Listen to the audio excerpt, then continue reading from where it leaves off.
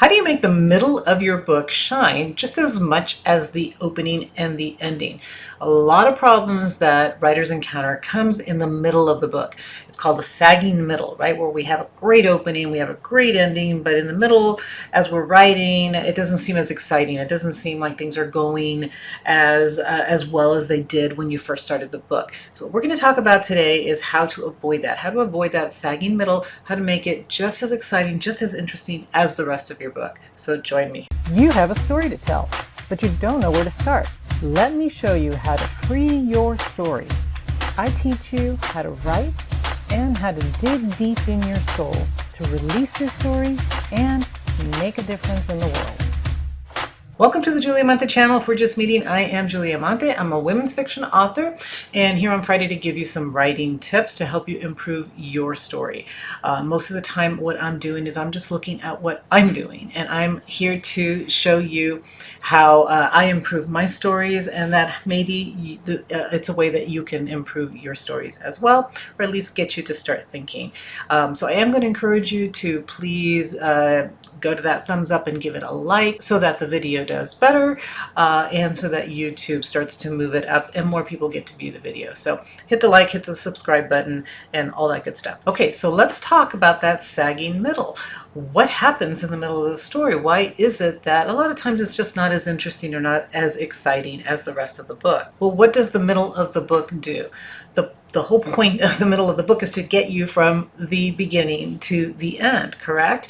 Right? So we make a promise to the reader at the very beginning of our story. So when we open the story, we have a character that has a problem, and we have a certain type of story. So by reading that very first chapter, we get an idea if this is going to be a suspenseful novel, if it's going to be a romance, if it's going to be a thriller, whatever it is it's going to be. We set that up at the beginning, right? So when the reader opens the book, reads the first couple of chapters, you've made a promise to the reader. You said this is the type of book that you can expect.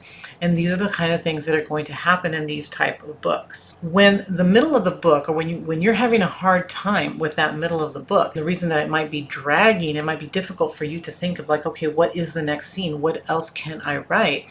Is because you don't have a strong enough premise at the beginning. So you didn't set up that very, very strong story when you started. And that's making it difficult for you in the middle of the book to create scenes, right, to lead you to the end. So one of the reasons could be that you just need to strengthen your premise. You need to strengthen that promise that you made the reader at the beginning. So you need to go back to the beginning and say, okay, what is that promise that I'm making the reader? And if you have a strong enough promise, what are the steps that I'm going to take to lead the character there? So let's say that you make your reader a promise that this is going to be, I'm gonna talk about romance because that's what I have the most experience with, or you know, women's fiction. So I make the reader a promise, let's say, that my character is going to deal with the issues of her divorce, and she's going to find a new romance, a new love, right? That's the premise that I have. But I've also shared with the reader at the beginning, okay, let's say that that's all I did. It's going to be difficult because now I'm like, okay, well, what am I going to do, and what kind of scenes should I write to get her to find this new romance? Well, I didn't set up a strong enough premise, right? I'm missing something.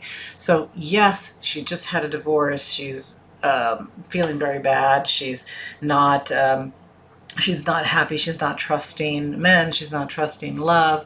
She thinks that, you know, life just didn't treat her right, or whatever, right? In the area of romance.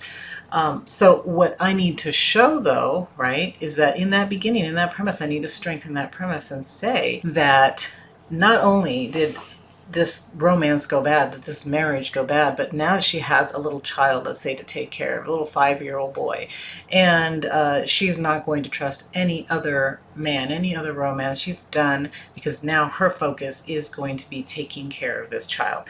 So that gives me a little bit more to work with. I could strengthen it even more, right? But that gives me a little more to work with. So now I know that I'm going to have quite a few scenes where she's dealing with the child, right? Dealing with making sure that the child is well adjusted, that the child is probably missing the parent, that his father, and that this is another challenge for the hero of the story, that not only does he have to win her over, he has to win over the child. There's more to work with. There are more scenes that I can create. So the stronger your opening is, the stronger your premise is, the more challenges you're going to give this heroine to find the new love, right? So there has to be more to it in the beginning to strengthen it. So hopefully that makes sense. You need a stronger premise, a stronger promise to the reader, and part of the promise could be that there are many obstacles, that she's just not going to, she's not going to accept any guy because she's got her child. She's not going to accept a guy because she's had her heart broken. She's not going to accept him for many reasons, right?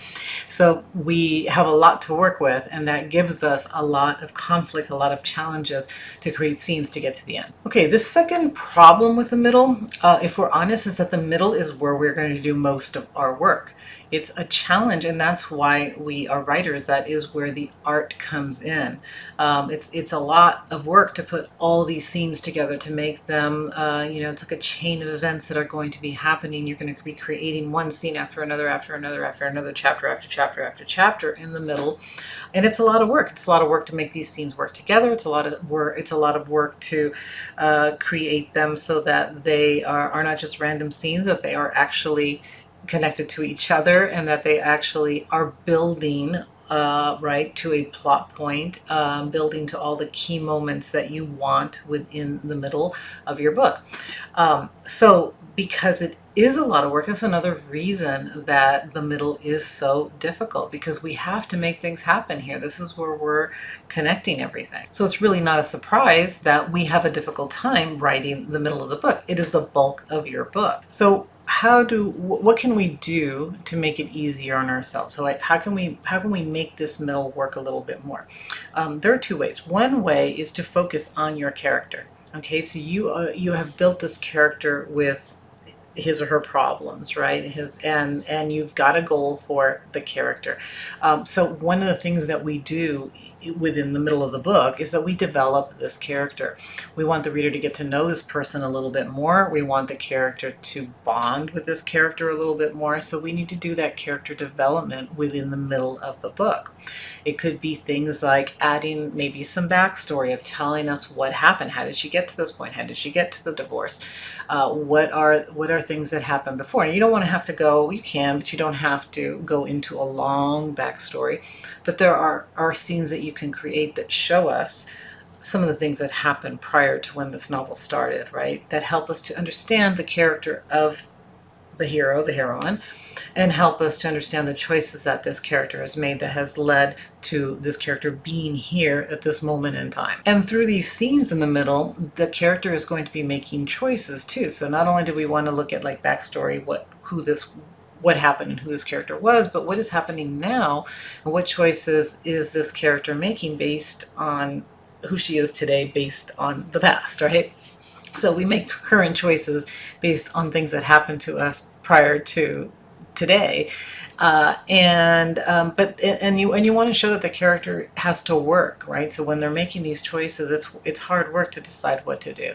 If the character is choosing to go on a date with this new love, right, this new possible love interest, what choices is she making? She says she really loves her son and doesn't want to put her son in another situation. What choices is she making that shows that she is affected by what happened in the past, but she's also making better, wiser choices now so that she doesn't have another situation like her, that led to her divorce. So your hero, your heroine should prove that she deserves to get her new goal, that she deserves to get this new love or whatever the new goal might be. Okay, so in these scenes that you're creating in the middle of the story, you're showing how the character is developing, how the character is making new choices, and that she's going to deserve her happily ever after, or the goal that she is after. So think of the middle as some scenes are moving the plot forward. All scenes should move the plot forward. But some scenes are also there to develop and build your character a little bit more so that we're making that connection. Okay, so some of that sagging middle is connecting with the character, getting to know the character. Okay, and the second thing that I'm going to discuss a little further is that there might just not be enough tension or enough conflict in the middle that is causing that middle to sag. So again, remember, the middle is a lot of work. It's where a lot of our skill comes in. And so there could be that you need to add a little bit more tension. So let's talk about that a little bit more. So remember, the middle of your book has to have obstacles and challenges and surprises, because this is what keeps readers reading. This is why we get excited about the book, right? So we have all that, and then we know we're going to have all of that in the middle. Now, remember a couple of weeks or a few weeks ago, I spoke about the Save the Cat plotting structure, which I will link somewhere up there so that you can go and see that if you haven't. But the plotting structure, there's a Save the Cat plotting structure, has one beat that talks about, fun and games, like, things are happening that are fun and games. The characters are doing things, going places, and really what that means is that exactly that it should be exciting, it should be fun. It doesn't mean that they're just having a good time and they're at an amusement park, but fun things are happening for the reader to read. They are going places, they are doing things, they are maybe going on dates, but there's also obstacles there that are fun for the reader to see. So make sure that you are not being too kind to your reader, to your character. You're not just doing these fun things and they're going here and they're having a great time and they're buying an ice cream. You know what I mean? It's just, okay, that's great, but what's the point of that? Why is that happening? There should be, as they're having this wonderful date, something is coming out. There's some reveal, there's some issue, there's somebody that's going to show up, there's going to be a big fight, it's going to challenge the hero, right? Something's going to happen in that scene where they're having this wonderful meal and that's going to create some kind of challenge or surprise that is going to help us move our plot forward. So this is a good time to make your character suffer. Think about what the character's weaknesses are and challenge those weaknesses during the conflicts in the plot. Again, your goal here is to increase the tension a little bit so that both the character and the reader are a little bit tense. Like, what is going to happen? How can I, how is this going to work out? Maybe he says, on their great date that he, you probably can't say he doesn't like children. I guess you could, right? Well, that would be a great obstacle. He doesn't really like children. And whoa, she has a 5-year-old. He's going to get to like that 5-year-old if the story's going to work at all. But it can be, right, one of the obstacles, one of the surprises, one of the tension where she's like, well, okay, wow, this was a nice guy, but no, that's not going to work, right? So you want to, and in fact, you want to make it as difficult as possible. So that might be a really great thing. He doesn't like kids. That's not good, right? So how do we correct this problem then of lack of tension? It's really not that hard. We need to add tension. We need to add conflicts. We need to add obstacles. We need to add surprises and twists that are going to move the story in a different direction and increase the fun of reading the book. Okay, the next problem that you might have is that you're, we talked about plotting. Again, take a look at a couple of other videos. I think I did 3 videos on plotting just a few weeks ago.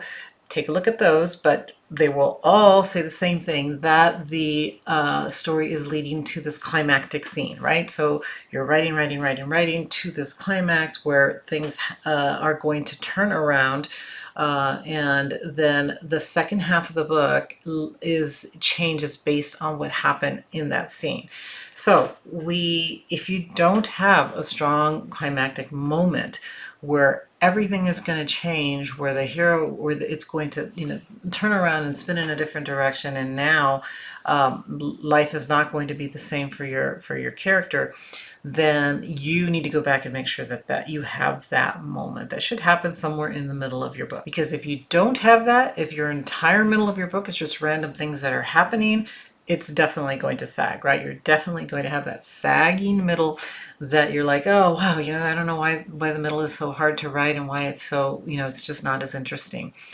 And that could be it. How do we fix that? Well, we go back and we make sure that we have that climactic moment, but not only that, we make sure that it's a strong enough one. So maybe you say, well, I do have this moment, but is it strong enough? James Scott Bell has a couple of books. I can't remember which one this is, but I will take a look at it and I will link it below. It could be Write Your Novel from the Middle. That might be where he says it. But anyhow, he talks about the mirror moment, right? Where the character has this one moment where he's basically looking at himself in the mirror. It doesn't have to be a physically looking in the mirror, but it can be. And when that happens, he's thinking, wow, like if I like look at what I've done, look at where I am, look at where my life is, and if I don't change, if I don't make this, if I don't try, if I don't change, if I don't take this chance, if I don't say the right thing, whatever, he needs to take some action. If I don't do this, like all is lost. I'm literally going to die. If it's a physically, if it's a thriller or something, he can literally die. He can emotionally lose everything that he's worked for. Something is horrible is going to happen in his life if he doesn't do this. And it's all it has to be based on his actions, on what he has done that has led him to this point. Has made decisions that he shouldn't have. It could be other things, right? It could be that he's been unlucky, or it could be that the villain has done things, but really he's the one that has to change, right? Because your character is the one that has to transform. So it's something that the character has done that has led him to this point, and he realizes it in this climactic moment. Whatever is happening, he has to have a moment where he thinks about this and decides to make a change or go into a different direction. He has to make some kind of change. That, I think, makes the strongest climactic moments. Doesn't matter everything else that's happening, right? The shootouts, all this other stuff that's happening. It's the decision that your character makes that is going to make a big difference. Correcting the problem is going back to that climactic moment and seeing how you can make it stronger, how you can increase the tension right there so that it's definitely like nobody can open up your book and say exactly this is where the climactic moment is. Okay, now the next thing that can make the middle sag is that the scenes in the middle don't seem sort of random. Things are happening but they're not connected, so they're not connected scenes, and all your scenes should be interconnected. So that could be part of the problem. One of the books, I'm not a huge James Patterson fan, but I do, who can't read one of his books and say, wow, this was an exciting book? And the reason is because he's really, really good at creating these scenes where something happens in the scene and it's directly connected to the scene before it and the scene that's going to come after it. In fact, his chapters are super short. If you've ever read a James Patterson book, they're just very short chapters that are basically scenes. They're basically one scene, something happens. But at the end of each one of those chapters, there is something, there's a question, there's something that he's leaving the reader with, so that the reader either needs an answer to, has gotten an answer to something that happened, but it's going to lead directly to the next chapter, which like I said, his chapters are so short that they're basically scenes, but it leads directly to the next chapter, right? To the next scene of what's going to happen next. He's really good at doing that, and I recommend reading one of his books if you haven't, because you'll see how he does this. And that's what you need to do, right? So go back. How do you fix this? If your scenes just seem kind of random and interconnected and they're just not, it just doesn't seem thrilling, go back and make sure that each one of your scenes are connected. If there's one that you feel it really isn't, then ask yourself, does it really need to be there? Or if it needs to be there, then what can I do to, at the beginning of it, that I'm answering a question from the previous chapter or previous scene, that can connect, that the person, when they come in, they're like, oh, okay, let's see what's happening now. Or at the end of that scene, at the end of that chapter, how can I get, what can I leave the reader with? What kind of questions, so that they will turn the page and go to the next scene, the next chapter, right? To find out what is happening next. So what I'm saying here is that the middle of your book does not have to sag. It can be just as exciting and shiny as the rest of your book. And really all you have to do is you have to go back and pay attention to things like, am I developing my character in the middle? So the middle should serve to get us from point A to point B, beginning to end, but it should also in the middle do things like develop our character personality, right? And bond with the reader. It should make sure to answer a lot of questions and make sure to have all those obstacles, make sure to have that climactic moment, make sure to show how the character is transforming. So all of that is the point of the middle of the book, right? It's to not only get us from point A to point B, but to also build all those tension and all those exciting moments so that it's fun to read your book from chapter to chapter, from scene to scene. Okay, so I hope that this has helped you, that you've, maybe not as afraid of the middle, and that you enjoy writing the middle. It should be fun. It should be like, wow, okay, now I can have this happen, right? Now I can do this next, so that it's an exciting experience for you and for the reader as well. As always, if you've liked this video, if you found it helpful, please give it a like and share it, and subscribe to the channel so that next Friday you will be notified that the new video has popped up and that it's available for you. All right, I will see you again next week. Thanks for being here.